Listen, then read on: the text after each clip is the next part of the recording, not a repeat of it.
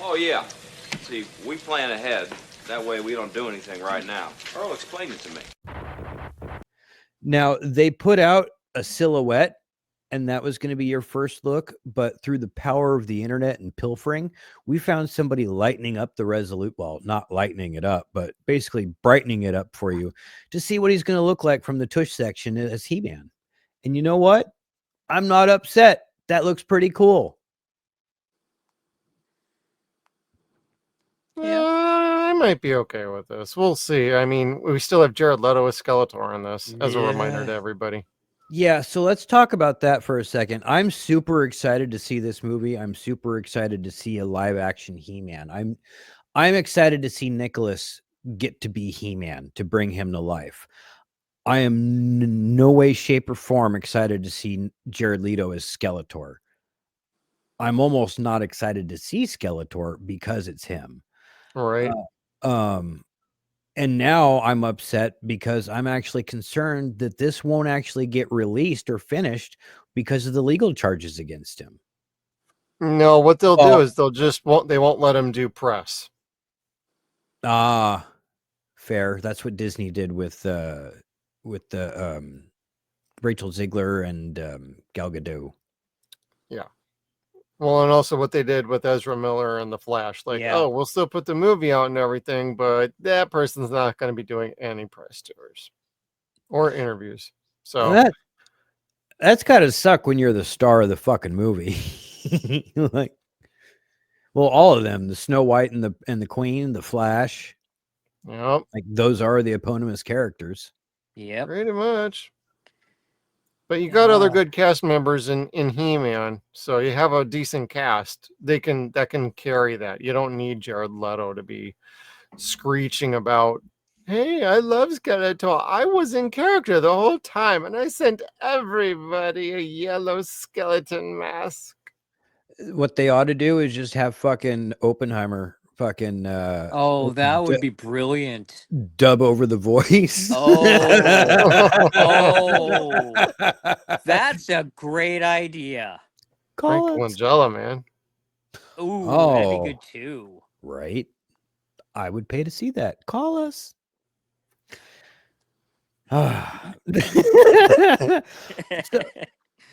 Yeah, I'm a huge He-Man fan. There's like 3 things in life that mean more to me than anything else, and that's Batman, He-Man, and Ghostbusters. Like, those are my things.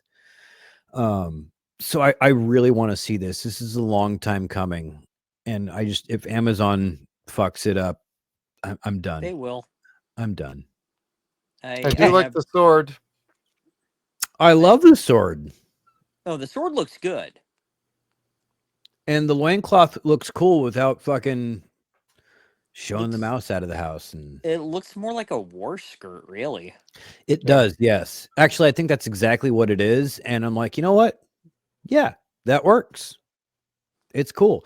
We're so far removed from the swords and sandals era that, like, this is like really necessary. And this is going to do really well as a result, or really poorly. Right. If you could take out the Jared Leto aspect. At least I think, anyway. I want it to be good, and I would love to have like a bunch of Gen Xers being able to take their kids and grandkids to it. Sure. You know, just to pass on the love of that franchise to upcoming generations. But I have no faith whatsoever in Amazon. No, they suck. Same. They put out content. Yeah. They just don't make sure it's good content. Correct. That's why none of us want them to touch Stargate. Yes. I want to say they won't, but part of me is kind of like, they're trying to get their hands in everything. Well, on Thursday on our Stargate Files show, we talked about one headline from GateWorld.net that one of the original showrunners, Brad Wright, was at a con in like Germany, and he mentioned there is going to be a new Stargate. The question is just when and what exactly are they doing? But there does seem to be some buzz going on that they're going to move forward with something at some point with Stargate. It's like, Interesting. if it's not Brad Wright involved and like Malozzi and all the other gents and creatives that worked on the original series, get out of here. I don't want a reboot. No. I don't know. Probably wouldn't work. I think that would be something that would work better as a legacy reboot or legacy sequel, Yeah. more so than a reboot. Yeah, if you want to keep your fan base, that's what you need to do. You could bring in a new cast. Oh, like exactly. half a I mean, cast. the SGC has still got to be going strong at this point. Yeah. And correct me if I'm wrong, Jeff, but didn't they leave off with Atlantis sitting in San Francisco Bay, cloaked? Correct. And Stargate Universe, the end of that is the crew is basically jumping between galaxies, and Eli is the only one left awake to potentially deal with things that are happening while everybody's in stasis.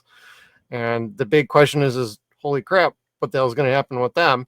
And the idea is Brad Wright had a very general concept he threw out to everybody. He had a completed script for doing a pilot, and it was going to resolve almost all 3 shows with a brand new cast, and they were going to move forward with a new storyline after resolving some of that. So they were going to answer questions. I mean, and I'll watch He-Man. I'm not going to sit here and say I ain't watching that shit just because of Jared.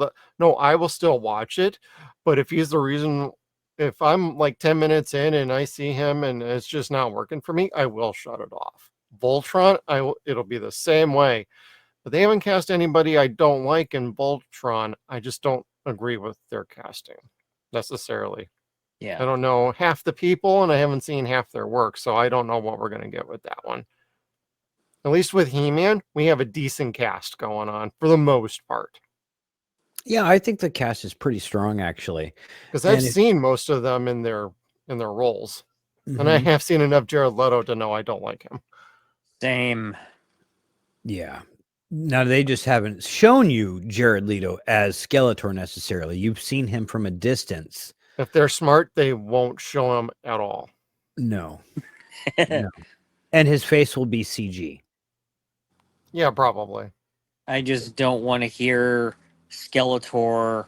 Okay, we already got that with Revolution and Revelations, having Mark Hamill voicing Skeletor, so you have him kind of sounding like the Joker. But I don't want to hear him sounding like Jared Leto's Joker. Yeah. I don't want him to go in there kind of trying to do that smarmy, slimy voice, and you're just completely taking you out of the experience more than Jared Leto normally would, because oh fuck, it's that guy. Yeah, I agree with that. Yeah, like with the original, you saw Frank Langella and you didn't say, "Oh shit, there's Dracula." Or there's Frank. You felt there was Skeletor. Oh, like that was Skeletor. That was. I mean, Langella, my God, that man chewed up that scenery and just spit it out. And he brought his A game to a movie he didn't need to. It was almost operatic in a way. Yeah. His performance as Skeletor was goddamn like something out of a Wagnerian epic almost. The only thing I've seen on par with it was Raul Julia's performance in Street Fighter. Ooh, of course. Well, the reason he did that movie is because his kids love those games. Yeah. Well, Frank Langella's kids liked He-Man. So it's like, well, shit, that's awesome. And you have to love when the actor brings the A game to a D or a C level movie. Because those truly were D and C level movies. Yeah. But God, they were. But they're redeemable because of their bad guys. Yeah. Both Langella and Julia were the highlights of those films. Yeah. Hands down. And you could tell they were having a good time with it. Oh, yeah. as best as they could. Yes, I don't know how much fun Julia was having with all Well, the. yeah, he was an end stage cancer at that point.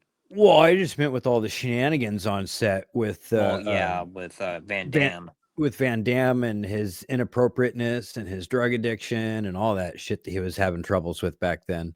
Raul was I- probably looking at him like, Get your shit together. I don't have much time. probably Like, just shook his head. He's like, I'm just going to focus on my work. Like, I'm literally dying here, and I'm doing a better job than you. What the fuck? He's like, for him, it was probably like, yeah, it really is a Tuesday, isn't it? That's fucked up. One of the two of us here is dying, and one of the two of us here is also killing it. Yep. Yep. And it happens to be the same person. I'm Bison, baby.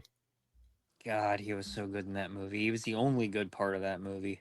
Yeah. I don't know. Ming Na Wen's always fun, Okay, was you got a alright. point. but that's that was about it. Did you all like this video? If you did, hey, do us a solid, hit the like button on the way on out, share, subscribe, hit the bell notification so you can stay tuned to all of our video content down below. This is a clip from our live streams every Saturday night at 9 p.m. Pacific time, 12 p.m. Eastern, called Deadwire Live. We have a lot of other good stuff on our channel, so please come on over, check us out, and we'll see you around.